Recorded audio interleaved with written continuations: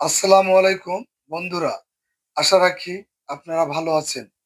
বর্তমান বিশ্বের মোড়ল আমেরিকার প্রেসিডেন্ট ডোনাল্ড ট্রাম্প ইচ্ছা করলে একদিনেই গাজা যুদ্ধ বন্ধ করতে পারেন, কিন্তু তা তিনি করেননি। বরঞ্চ ইসরায়েলকে মারণাস্ত্র দিয়ে গোটা ফিলিস্তিনি জাতিকে ধ্বংসস্তূপে পরিণত করে ফেলেছে। আর আরব বিশ্বের সঙ্গে নাটক সাজিয়ে বিভিন্নবার তাদেরকে নিয়ে গাজা যুদ্ধ বন্ধের নামে বৈঠক করে তাদেরকে ভয়ভীতি দেখিয়ে তাদের কাছে অস্ত্র বিক্রি করছে। এটা শুধু তার লোক দেখানো একটি গাজা যুদ্ধ বন্ধর প্রতিক্রিয়া।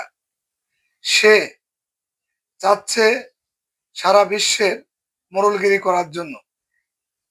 শুধুমাত্র ইরানে ইরানকে দমনের জন্য অনেক চেষ্টা করছে, কিন্তু ইরানের নিজস্ব শক্তির কারণে তাকে দমন পীড়ন করতে পারছে না। আজকে ইসরায়েল পারমাণবিক বোমার অধিকারী। তাকে সারা বিশ্বের মোড়ল যারা, তারা তাকে ইসরায়েলকে এই পারমাণবিক মারণাস্ত্র বন্ধ করার কোনো প্রক্রিয়া তারা এখনো পর্যন্ত কোনো পদক্ষেপ নেয়নি। অথচ ইরানকে তাদের পারমাণবিক অপব্যাখ্যা দিয়ে ইরানের পারমাণবিক তাদের যে প্ল্যান সেগুলো ধ্বংস করে দিয়েছে। এটি একটি আমেরিকার চাল। আমেরিকা চাচ্ছে মধ্যপ্রাচ্যে অশান্তি সৃষ্টি করে গ্যাস তেল উৎপাদন তার নিজের আয়ত্তে নেওয়ার জন্য এবং মধ্যপ্রাচ্যে আরব বিশ্বকে অস্থিতিশীল করে তার ফায়দা লুটানোর জন্য। সে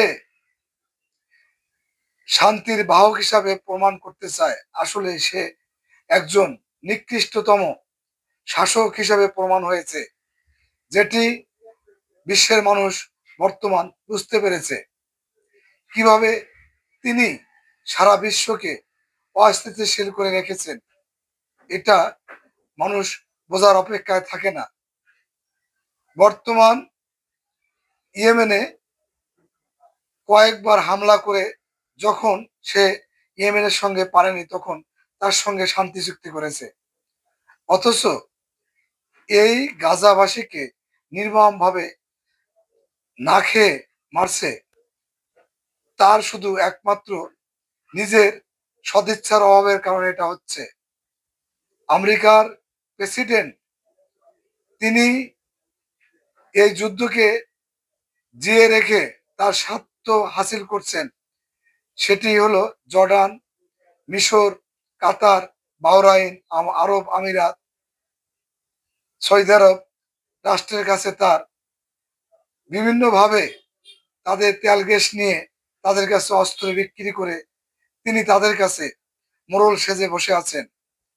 এটি আমাদের আরব বিশ্বের অবশ্যই জানা দরকার, বোঝা দরকার যে তিনি আমাদের কোনো বন্ধু হতে পারে না। তিনি একজন শাসক রাষ্ট্রের একজন নিকৃষ্ট প্রেসিডেন্ট।